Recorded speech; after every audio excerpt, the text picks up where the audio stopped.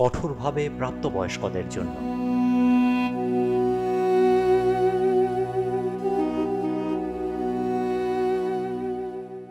গত পর্ব প্রচারের পর কমেন্ট বক্সে আপনাদের মতামত জানানোর জন্য অসংখ্য ধন্যবাদ জ্ঞাপন করছি মিঠু আদাক এবং আহমেদ আলী ভাইকে। মিঠু আদাক ভাই লিখেছিলেন, আপনার পরিবারে আমি নতুন সদস্য, সব কটা এপিসোড শোনা হয়ে গেছে, wait for next episode. Mithu Adak ভাই, অসংখ্য ধন্যবাদ আমাদের পাশে থাকার জন্য। আজকে শুনে নিন পরের পর্ব। আহমেদ আলী ভাই লিখেছিলেন, ভাই সপ্তাহে 2 দিন দিলে ভালো লাগতো। আহমেদ আলী ভাই, সময়ের স্বল্পতার কারণে সপ্তাহে 2 দিন দেওয়া সম্ভব হচ্ছে না, আমি অত্যন্ত দুঃখিত।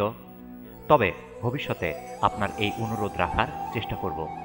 আহমেদ আলী ভাই, শুনতে থাকুন আলিফ লায়লার পরবর্তী পর্বগুলো।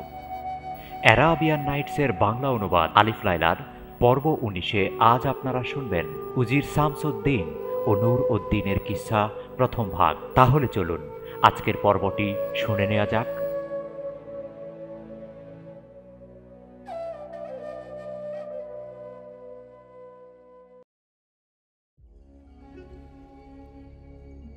উজির জাফর খলিফা হারুনুর রশিদ কর্তৃক আদিষ্ট হয়ে উজির শামসুদ্দিন ও নূর উদ্দিন এর কিসসা শুরু করতে গিয়ে বললেন, জাহাপনা, কোনো এক সময়ে মিশরে মহাধার্মিক ও ন্যায়পরায়ণ এক সুলতান রাজত্ব করতেন। তার বৃদ্ধ উজির ছিলেন একজন যথার্থই জ্ঞানী, বিভিন্ন বিষয়ে তার পারদর্শিতা ছিল অনন্য। উজির সাহেবের 2 যমজ পুত্র ছিল। তাদের একজনের নাম ছিল শামসুদ্দিন আর দ্বিতীয়জন ছিল নুরুদ্দিন। তাদের রূপ ছিল অসাধারণ, চোখ ফেরানো দায়, যেন তারা বেহেশতের দূত, মর্তে নেমে এসেছে আদমির সুরত নিয়ে। এক সময় বৃদ্ধ উজির দুনিয়া থেকে বিদায় নিলেন। সুলতান 2 ভাইকে উজিরের পদে বহাল করলেন। এক সকালে 2 ভাই দরবারে যাবার পথে পরস্পরের মধ্যে বাক্যালাপ করছিল।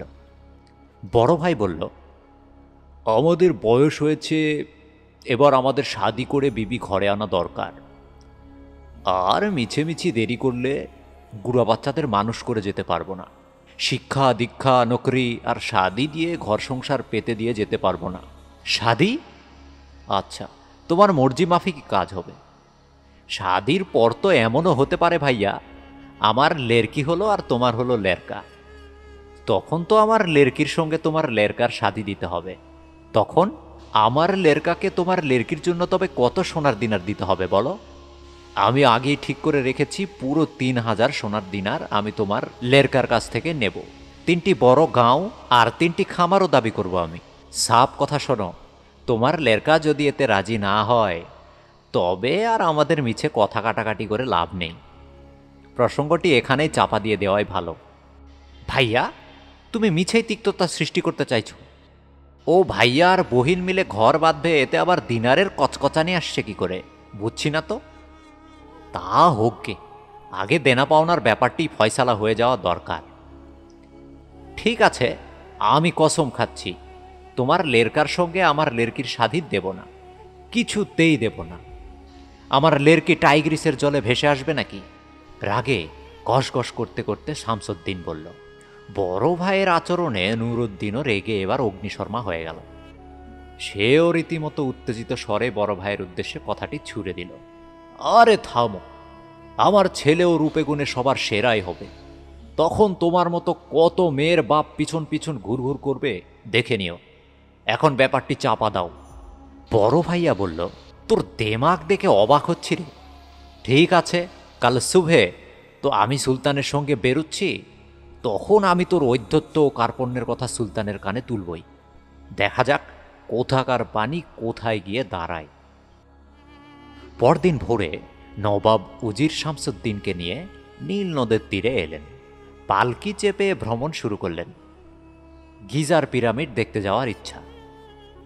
এদিকে বড় ভাইয়ার আচরণে নুরুদ্দিন খুবই ক্রুদ্ধ হল। মনস্থ করল এই সুলতানিয়াতেই আর থাকবে না, অন্যত্র গিয়ে নকরি জোগাড় করে নেবে। সে নকরকে দিয়ে নিজের ছাই রঙের খচ্চরটি তৈরি করিয়ে নিল। নকরটি কৌতূহলী হয়ে জিজ্ঞেস করল, হুজুর, আপনার আদেশ আমি এক্ষুনি পালন করছি, কিন্তু কোথায় যাবেন? মেহেরবানি করে এই অধমটির কাছে বলবেন কি কোথায় যে যাব তা আমিও ঠিক জানি না। তবে সবার আগে কালিবনগরে যাব। সেখানে 2-3 দিন ধরে থাকার পরে যেদিকে দু চোখ যায় খচ্চরটিকে নিয়ে যাত্রা করব। মিছে আমার পাত্তা জানার চেষ্টা করিস না। এই স্বার্থপর হিংসা, দেশ আর রেষারেষির মধ্যে আমার আর এক মুহূর্ত থাকার ইচ্ছা নেই। নুরুদ্দিন তার বাহন ছাই রঙের খচ্চরটির পিঠে চেপে অজানা উদ্দেশ্যে যাত্রা করল। দুপুরের দিকে বুলবেশা নগরে হাজির হল। ইতিমধ্যেই কায়রো নগর পেরিয়ে এসেছে। একটি সরাইখানার দরজায় খচ্চরটিকে ছেড়ে দিয়ে খাওয়া দাওয়া করার জন্য ভেতরে ঢুকে গেল। তারপর অত্যাবশ্যকীয় কিছু সামগ্রী কেনাকাটা সেরে আবার খচ্চরের পিঠে চেপে বসল। এবার হাজির হলো জেরুজালেম নগরে। নুরুল দিন পথশ্রমে খুবই ক্লান্ত হয়ে পড়ল। বিশ্রাম না নিলে আর চলছেই না। খচ্চরটির পিঠ থেকে গালিচা আর কম্বল নামিয়ে তাকে চড়তে দিল। কম্বল বিছিয়ে শুয়ে পড়ল। মিনিট কয়েকের মধ্যেই ঘুমিয়ে পড়ল। ঘুমের ঘোরে তার বড় ভাইকে খোয়াবের মধ্যে দেখল। তারা দুজনে গলা ছেড়ে ঝগড়া করছে দেখল। আচমকা তার ঘুম ভেঙে গেল। হুড় মুড় করে উঠে বসল। তার মন প্রাণ অস্বাভাবিক বিষিয়ে উঠল। সে বড় ভাইয়া আত্মীয় কুটুম্বদের ছেড়ে এসেছে বটে, কিন্তু তাদের চিন্তা তার মাথা থেকে কিছুতেই নামছে না। এই দেখে যার পর নাই বিস্মিত হলো সে। সকাল হলো। নুরুল দিন আবার গাধার পিঠে চাপল। সন্ধ্যার কিছু আগে আলেপ্পো নগরে গাধা দাঁড় করালো। আবার একটি সরাইখানার সামনে গাধাটিকে বেঁধে সে ভেতরে ঢুকে গেল। খানাপিনা সেরে ঘুমিয়ে পড়ল। সকালে ঘুম থেকে উঠে জায়গাটিকে ঘুরে ঘুরে দেখল। খুবই ভালো জায়গা, তার মনে ধরে গেল। দুপুরের কিছু আগে আবার সে যাত্রা শুরু করল। কোথায় যাচ্ছে, কোথায় গিয়ে নামবে একমাত্র আল্লাহই জানেন। সংসারের স্বার্থপরতা, দেশ আর হানাহানি থেকে নিজেকে সরিয়ে নিয়ে এসেছে। আজ সে যাযাবর জীবন সম্বল করেছে। পথই আজ তার একমাত্র অবলম্বন। এবার সে সুবিখ্যাত নগর ও বন্দর বসরাতে পৌঁছাল। স্থানীয় ও বহিরাগত বহু সওদাগর প্রতিদিন এখানে জড়ো হয়, দ্রব্য সামগ্রী কেনাবেচা করে। নুরুল দিন একটি ছোট্ট সরাইখানায় ঢুকে খানাপিনা সারল। সরাইখানার মালিক খান সাহেবের এক কর্মচারীকে নিয়ে সে এবার নগর পরিভ্রমণে বেরোল। পাহাড়ি পথ, ঘন ঘন চড়াই উতরাই, অনভ্যস্ত পা দুটো সহজেই ক্লান্ত হয়ে পড়ল। নগরের কেন্দ্রস্থল অসমতল হলেও খুব বেশি উঁচু নিচু নয়। নুরুল দিন খচ্চরটির পিঠে চড়ে বসরা নগর দেখতে দেখতে এগিয়ে চলল। সরাইখানার বালক কর্মীটি পাশে পাশে পায়ে হেঁটে চলেছে। বসরার উজির নিজের বাড়ির জানালা দিয়ে শহরের শোভা দেখছিলেন। অকস্মাৎ সুদর্শন যুবক নুরুল দিনকে দেখে তার রূপে মুগ্ধ হলেন। এক নকরকে বললেন, এক ছুটে দেখে আয় তো খচ্চরটির পিঠে কে যাচ্ছে, আর সঙ্গের ওই লেরকাটিকে ডেকে নিয়ে আসবি। সরাই বালকটি এলে উজির নুরুল দিনের পরিচয় সম্পর্কে জানতে চাইলেন। সে কিছুই বলতে পারল না। তবে খান সাহেবের সরাইখানায় আজই প্রথম এসেছেন। তার সঙ্গের সমানপত্র বহু মূল্যবান। নবাব, বাদশাহ বা সুলতানি কেবল সেগুলো ব্যবহার করতে পারে। উজির খান সাহেবের সরাইখানার ঠিকানাটি নিয়ে সরাই বালকটিকে বিদায় দিলেন। দুপুর গড়িয়ে বিকেল হতে না হতেই উজির সরাইখানায় এসে খান সাহেবের সঙ্গে মোলাকাত করলেন। উজিরের অত্যন্ত আগ্রহে খান সাহেব অতিথি নুরুল দিনকে ডেকে আনলেন। নুরুল দিন উজিরকে অভ্যর্থনা করে ঘোড়া থেকে নামিয়ে সরাইখানায় নিয়ে গেল। একটি ছোট্ট খাটিয়া পেতে বসতে দিল।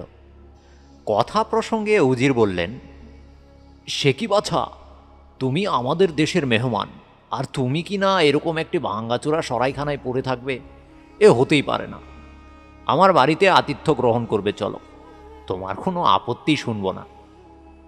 নুরুল দিন বহুভাবে আপত্তি করল, ধোপে টিকল না। অনন্যপায় হয়ে শেষ পর্যন্ত উজিরের বাড়িতে তাকে আতিথ্য গ্রহণ করতেই হলো। খানা পিনা সেরে গল্প করতে বসে প্রসঙ্গক্রমে উজির তাকে বলল, বাছা, তোমার মনের কথা একটু খোলসা করে বলো তো, এত পথ পাড়ি দিয়ে তুমি আমাদের দেশেই বসরাহ নগরে কেন এলে? নিছকই দেশ ভ্রমণের তাগিদে, নাকি অন্য কোনো উদ্দেশ্য আছে? না, বিশেষ কোনো উদ্দেশ্য প্রণোদিত হয়ে এখানে অবশ্যই আসিনি। নিছকই ঘুরে ঘুরে দেশ দেখতে দেখতে এখানে এসে পড়েছি। মিশরের সুলতানের উজির ছিলেন আমার আব্বাজি। তিনি বেহেস্তে গেলে আমরা দুজমজ ভাই উজিরের পদে বহাল হই। কিন্তু সংসারের স্বার্থপরতা, লোভ, নীচ মনোবৃত্তি প্রভৃতি দেখে বৃতৃষ্ণায় আমার মন প্রাণ বিষিয়ে ওঠে। ভাবলাম কি, এই জায়গা তো আমার জন্য নয়। চারিদিকে স্বার্থপর মানুষের ভিড়ে আমার প্রাণ তো উষ্ঠগত হয়ে উঠেছে। বিরক্ত হয়ে খচ্চরটিকে নিয়ে হারা উদ্দেশ্যে বেরিয়ে পড়ি। ঘুরে ঘুরে নিত্য নতুন দেশ দেখে বেড়াবো, এই তো চাই। ব্যাস, একদিন সত্যি সত্যি কাউকে কিছু না বলে উধাও হয়ে গেলাম। নুরুল দিনের যুবক বয়সেই ঘর সংসারের প্রতি বৃতৃষ্ণা জেগেছে দেখে উজির সবিনয়ে বললেন, এ কি কথা, আজ বয়স কম, রঙিন স্বপ্নে মশগুল হয়ে পড়েছ, কিন্তু চিরদিন তো আর এই মনোভাব স্থায়ী হবে না। তারপর একদিন দেহের তাকতও কমতে থাকবে, পথ চলার সামর্থ্য হারিয়ে ফেলবে। তখন কিন্তু তোমার নিজের দেহকেই এক বাড়তি বোঝা বলে মনে হবে, জেনে রেখো। তুমি সুন্দরের পিয়াসী, খুবই সত্য, কিন্তু এই সুন্দরকে তো চিরদিন সুন্দর বলে মনে হবে না, বৃতৃষ্ণা জন্মাবেই। তামাম দুনিয়া ঢুরে ঢুরে না বেরিয়ে এক জায়গায় বসেই সব সৌন্দর্যকে উপভোগ করা সম্ভব। বৃদ্ধ উজির খুবই বিচক্ষণ ব্যক্তি, অমিত বুদ্ধির আধার। এমন সুদর্শন এক যুবককে পেয়ে তার মনে অদম্য উৎসাহ জাগল। মনস্থির করে ফেললেন নিজের লেরকিকে এর হাতে তুলে দেবেন। শাদি দিয়ে সুলতানকে অনুরোধ করে শেষে দরবারে একটি নেকড়ি জোগাড় করে নেবেন। উজির নিজের প্রাসাদের সুসজ্জিত কক্ষে মেহমান নুরউদ্দিনের থাকার ব্যবস্থা করে দিলেন। এক সকালে বৃদ্ধ উজির নুরউদ্দিনকে বললেন, বাছা, আমি বুড়ো হয়েছি, আর নকরি করার মন নেই, তাই উজিরের পদ থেকে এবার বিদায় নেব ভাবছি। সুলতানকে বলে আমার পদে তোমাকে নিয়োগ করার ব্যবস্থা করব। তার আগে আমার বেটির সঙ্গে তোমার শাদীর ব্যাপারটি মিটিয়ে নিতে চাই। আমার বেটিকে তো তুমি দেখেছই, সে যে খুব সুরত তা আমি নিজ মুখে নাই বা বললাম। বিচারের ভার আমি তোমার হাতেই দিচ্ছি। তারপর যদি তোমার মন চায়, আমার বেটিকে শাদী করে তোমার জীবনসঙ্গিনী করে নিতে পারবে। কথাটি শুনে নুরউদ্দিনের খুবই শরম হল, মাথা নিচু করে দাঁড়িয়ে রইল। একসময় সংকোচে লজ্জাতুর কণ্ঠে বলল, এতে আমার আর কি বলার থাকতে পারে, আপনি ভালো বুঝে যা হয় করুন। নুরউদ্দিনের সম্মতি পেয়ে বৃদ্ধ উজিরের মনে আনন্দ যেন আর ধরে না, খুশিতে একেবারে ডগমগু। প্রাসাদের অন্দরমহলেও খুশির জোয়ার বয়ে চলল। উজির খুবই জাঁকজমকের সঙ্গে তার বেটির শাদীর আয়োজন করলেন। আত্মীয় বন্ধুরা কবজি ডুবিয়ে খানাপিনা করল, দামি শরাবের বন্যা বয়ে চলল। নিমন্ত্রিত মেহমানরা বিদায় নিলে উজির নুরউদ্দিনকে হামামে পাঠালেন, সঙ্গে দুজন নফর গেল। হামামে যাওয়ার ব্যাপারটি সে দেশের প্রচলিত প্রথা। জামাতা বাবাজিকে হামাম থেকে গোসল সেরে বেরিয়ে লেরকির আব্বাজির হাত থেকে নতুন পোশাক পরতে হয়। তারপর সুসজ্জিত খচ্চরের পিঠে চেপে নগর পরিভ্রমণে বেরোবেন। নুরউদ্দিন খচ্চরের পিঠে চেপে নগর পরিভ্রমণ করে ফিরে এলো। উজির অপেক্ষা করছেন। জামাতা বাবাজিকে অভ্যর্থনা করে অন্দরমহলে নিয়ে গেলেন। এদিকে বেগম শাহরাজাদ দেখলেন ভোরের আলো ফুটতে আর বিলম্ব নেই। এবার কিস্সা বন্ধ করলেন। রাত্রে আবার বাদশাহ শাহরিয়ার এলেন। বেগম শাহরাজাদ কিস্সা শুরু করলেন। সে উজির তার জামাতা নুরউদ্দিনকে অভ্যর্থনা করে অন্দরমহলে নিয়ে ফুলমালায় সুশোভিত একটি ঘরে গিয়ে ঢুকলেন। নুরউদ্দিন দেখল তার বিবি সোনার জড়িবুটি দেওয়া মখমলের পোশাক পরে সুসজ্জিত পালঙ্কের উপরে অপেক্ষা করছে। আজ তার জীবনে সবচেয়ে মধুর রাত্রি, সবচেয়ে আনন্দঘন মুহূর্ত। আজই প্রথম চরম আনন্দের স্বাদ লাভে জীবন ধন্য হবে। নুরউদ্দিন সদ্য শাদী করা বিবিকে পাশে বসিয়ে দেশ বিদেশের বহু চটকদার গল্প শোনাল। রাত্রির দ্বিতীয় প্রহর। নুরউদ্দিন তার বিবিকে বুকে টেনে নিল। একে অন্যের মধ্যে নিঃশেষে বিলীন হয়ে গেল। দুয়ে মিলে এক ও অভিন্ন। একজনকে বাদ দিয়ে অন্যের অস্তিত্বের কথা কল্পনাও করা যায় না। ছোট ভাই নুরুল দিন যখন সদ্য বিবাহিতা বিবিকে নিয়ে আনন্দে মশগুল হয়ে দিন কাটাচ্ছে, তখন তার বড় ভাই শামসুদ্দিন সুলতানের সঙ্গে গিজার পিরামিড দেখে বাড়ি ফিরল। বাড়ি ফিরে দেখল ভাই নুরুল দিন বাড়িতে উপস্থিত নেই। নফরের মুখে শামসুদ্দিন শুনল কদিন আগে তার ছোট ভাইয়া খচ্চরের পিঠে চেপে কোথায় যেন গেছে। ব্যাস, আর বাড়ি ফেরেনি। কোথায় গেছে, কবে ফিরবে, কিছুই নাকি বলে যায়নি। শামসুদ্দিন ছোট ভাইয়ের শোকে মুহ্যমান হয়ে পড়ল। তার বুঝতে বাকি রইল না, রাগের মাথায় সেদিন যেসব অসঙ্গত কথা বলেছে তারই ফলে তার ভাই ঘর সংসার ছেড়ে বিভাগী হয়ে গেছে। নিজের কাজের জন্য খুবই মর্মাহত হল সে। উপায়ন্তর না দেখে শামসুদ্দিন সুলতানের কাছে সব কিছু খোলাসা করে বললেন। সুলতান ব্যাপারটিতে খুবই মনে ব্যথা পেলেন। ব্যথিত মর্মাহত সুলতান বহু দেশের দরবারে দূত পাঠিয়ে নুরুল দিনের খবরাখবর নিতে লাগলেন। বৃথাই চেষ্টা, দূতরা এক এক করে খালি হাতে ফিরে এলো। এই দূতদের কেউই কিন্তু বসরার নগরে যায়নি। কেন যে তারা একটিমাত্র রাজ্য বাদ দিল, এ নিয়ে কারো মনেই কোনো সন্দেহের উদ্রেক হয়নি। এদিকে ছোট ভাইয়ের খোঁজ না পেয়ে শামসুদ্দিন বুক চাপড়ে কাঁদতে লাগল। একমাত্র নিজের দোষে সে তার প্রাণ প্রতিম ভাইকে হারিয়েছে। তার শোক ক্রমেই মন থেকে মুছে যেতে যেতে একসময় একেবারে নিশ্চিহ্ন হয়ে গেল। স্বাভাবিকতা ফিরে পেল সে। শামসুদ্দিন বিয়ে শাদী করে ঘর বাঁধল। তার জীবনে আবার হাসি আনন্দের জোয়ার নেমে এলো। আল্লাহর মর্জি মানুষের বুঝা ভার। তা নইলে ছোট ভাইয়া নুরুল দিনের শাদির রাতেই বড় ভাইয়া শামসুদ্দিনের বিয়ে কি করে সম্ভব হলো? আরও আছে, নুরুল দিনের বিবি যে রাতে অন্তঃসত্ত্বা হলো, সেই রাতেই শামসুদ্দিনের বিবিও গর্ভে সন্তান ধারণ করল। আশ্চর্য ব্যাপার নয় কি? একমাত্র আল্লাহর খেয়ালের ফলেই এমনটি সম্ভব হতে পারে। নুরুল দিনের শাদির ব্যাপার স্যাপার মিটে গেলে বৃদ্ধ উজির তাকে নিয়ে সুলতানের দরবারে হাজির হলেন। সুদর্শন নুরুল দিনকে প্রথম দর্শনেই সুলতানের মধ্যে স্নেহের উদ্বেগ ঘটল। বৃদ্ধ উজির প্রস্তাব দেওয়া মাত্রই তিনি তাকে উজিরের পদে বহাল করতে সম্মত হলেন। সুলতানের নির্দেশে বৃদ্ধ উজির তার জামাতা নুরুল দিনকে উজিরের কাজকর্ম সব বুঝিয়ে দিলেন। নুরুল দিন উজিরের পদ লাভ করলেন। সেই সঙ্গে সুন্দর বাসস্থল, আসবাবপত্র, নফর, খচ্চর, ঘোড়া প্রভৃতি প্রয়োজনীয় যা কিছু দরকার সবই পেল। যথাসময়ে নুরুল দিনের একটা ছেলে জন্মগ্রহণ করল। আবার ঠিক সেই দিনই তার দেশের বাড়িতে তার বড় ভাইয়ের একটি মেয়ে জন্মালো। নুরুল দিন তার ছেলের নাম রাখল হাসান বদর অল দিন। এদিকে সুলতানের দরবারে নুরুল দিনের খুবই সুখ্যাতি। সে যেমন কাজকর্মের দিক থেকে বিচক্ষণ, তেমনি ব্যবহারও খুব মধুর। সবার সঙ্গেই হেসে হেসে কথা বলে। সুলতান তার কাজে সন্তুষ্ট হয়ে তার বেতন বাড়িয়ে দিলেন বেশ কিছু দিনার।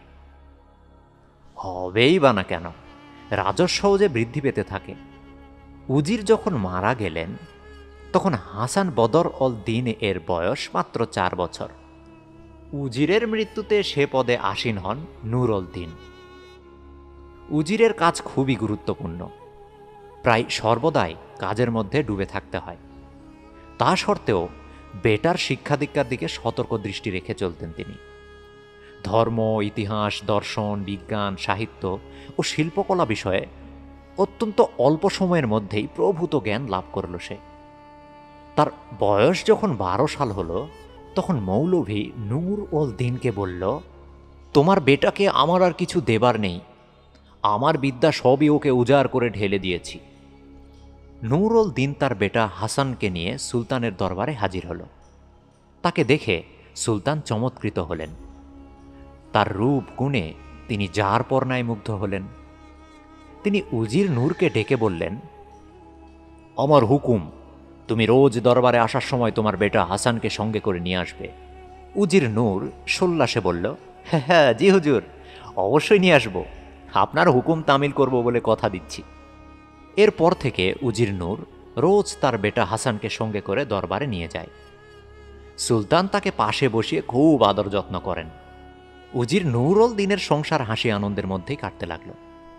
এমন সময় হঠাৎ একদিন নুরুল দিন বিমারে পড়ল। বিমার ক্রমেই বেড়ে চলল।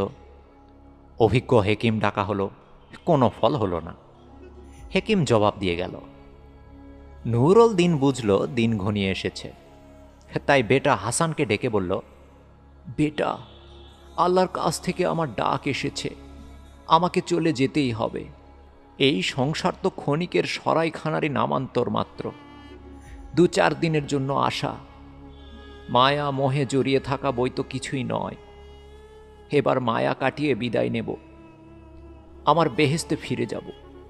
সেখানে কেবল সুখ আর আনন্দ, আনন্দের ছড়াছড়ি। বেটা, আমার যা কিছু কর্তব্য সবই খতম করেছি, মাত্র একটি কাজই করার বাকি রয়ে গেছে। তোমাকে সে কাজের ভার দিয়ে যাচ্ছি। কায়রোতে আমার এক বড় ভাই আছে, তার নাম শামসুল দিন, সুলতানের উজিরের পদে বহাল রয়েছে। আমিও সেখানকার উজির ছিলাম এক সময়। সামান্য একটি কারণে বড় ভাইয়ের সঙ্গে আমার মতবিরোধ ঘটে, আর তারই ফলে আমি স্বদেশ ত্যাগ করে বহু দেশ ঘুরে এখানে হাজির হই। এবার হাসানের দিকে চোখ রেখে বলল, কাগজ কলম নিয়ে আমার সামনে বসো। হাসান তাড়াতাড়ি এক টুকরো তুলোর কাগজ আর কলম নিয়ে বাপের সামনে বসল। নূর বলল, বেটা, আমি যা যা বলছি লিখে নাও। নূর কবে কায়রো ত্যাগ করেছিল, কবে ও কিভাবে বসরা নগরে হাজির হয়েছিল, কবে সুলতানের সঙ্গে পরিচয় হয়, কবে উজিরের লার্কিকে শাদি করে, কবে তার বিবি আত্মসত্ত্বা হয়, কবে হাসানের জন্ম হয় প্রভৃতি বিবরণ দিল, আর হাসান সব কিছু হুবহু লিখে নিল।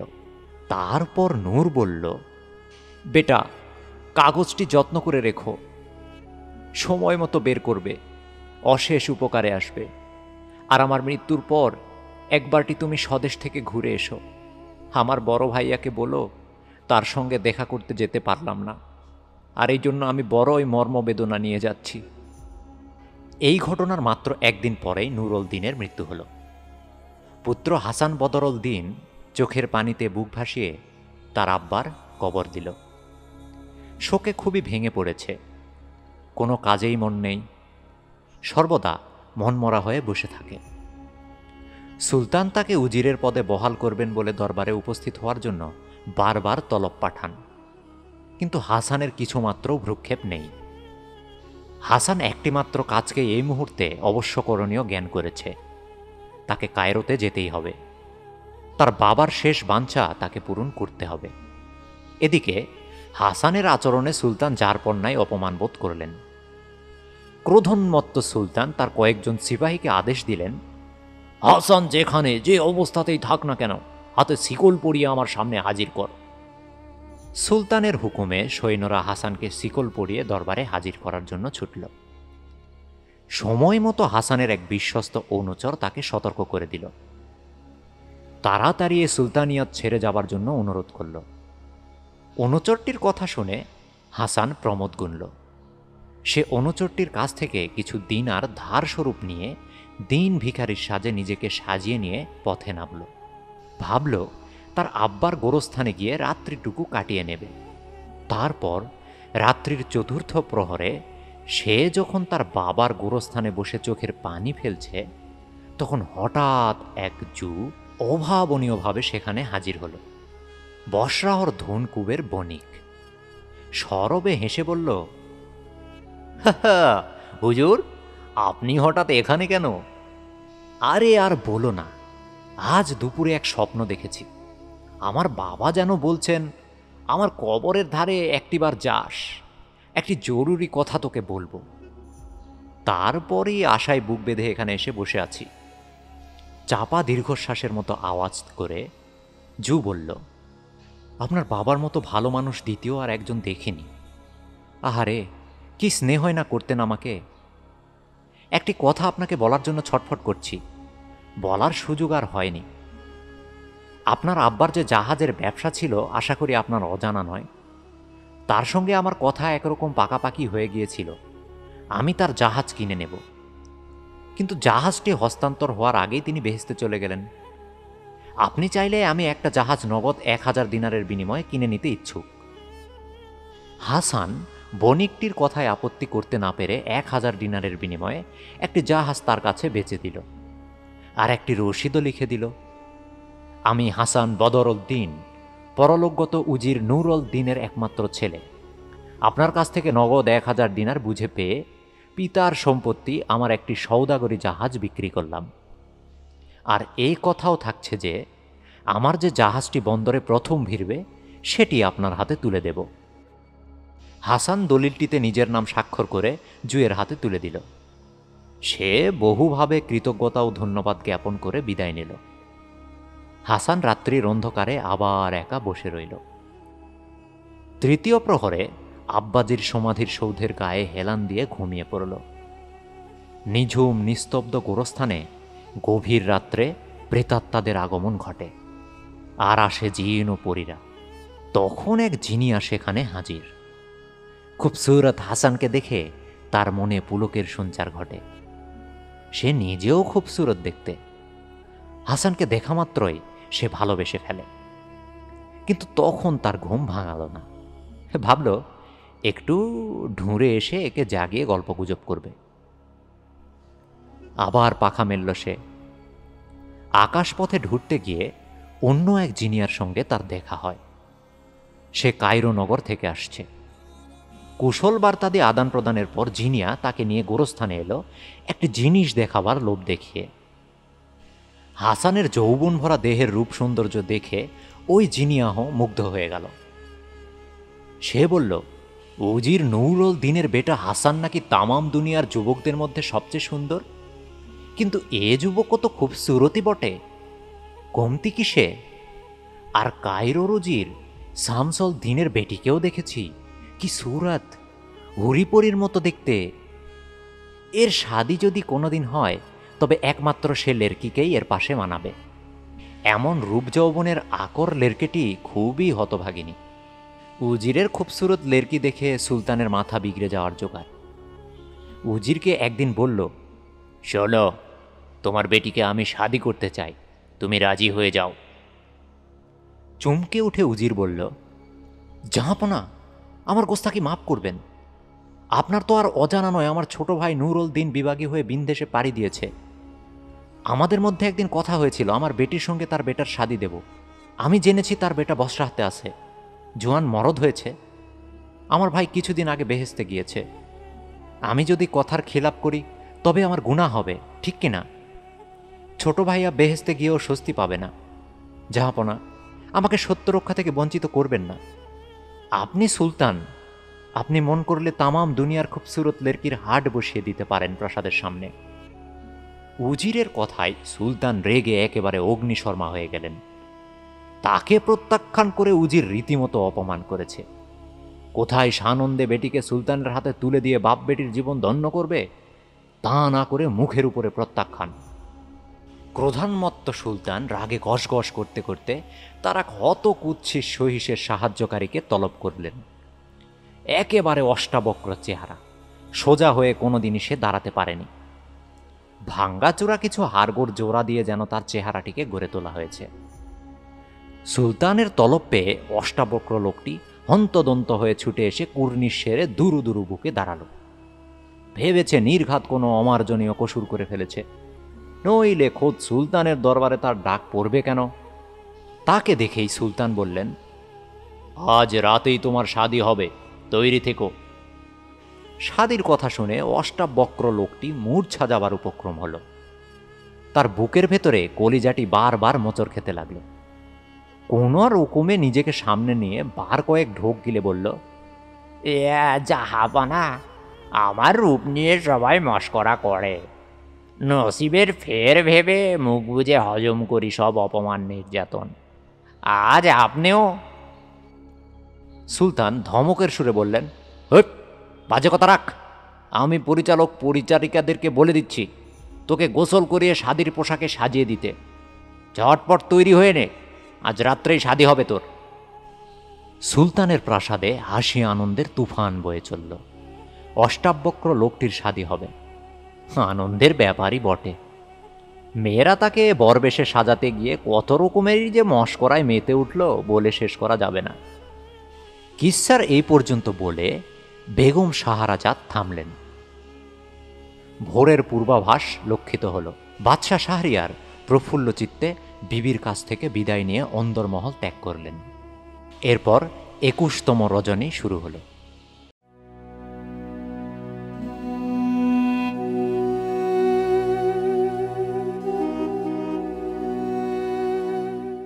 অ্যারাবিয়ান নাইটসের বাংলা অনুবাদ আলিফ লায়লার পর্ব ১৯-এ আজ আপনারা শুনলেন উজির শামসুদ্দিন ও নূর উদ্দিনের কিসসা প্রথম ভাগ। পর্বটি আপনাদের কেমন লাগলো কমেন্ট করে জানাতে ভুলবেন না। চ্যানেলে নতুন হয়ে থাকলে চ্যানেলটি সাবস্ক্রাইব করুন। আপনি নিজে শুনুন, আপনার স্বজনকে জানান। কন্টেন্টটি ভালো লেগে থাকলে লাইক করুন, শেয়ার করুন। আগামী পর্ব শোনার আমন্ত্রণ জানিয়ে আজ এখানেই শেষ করছি।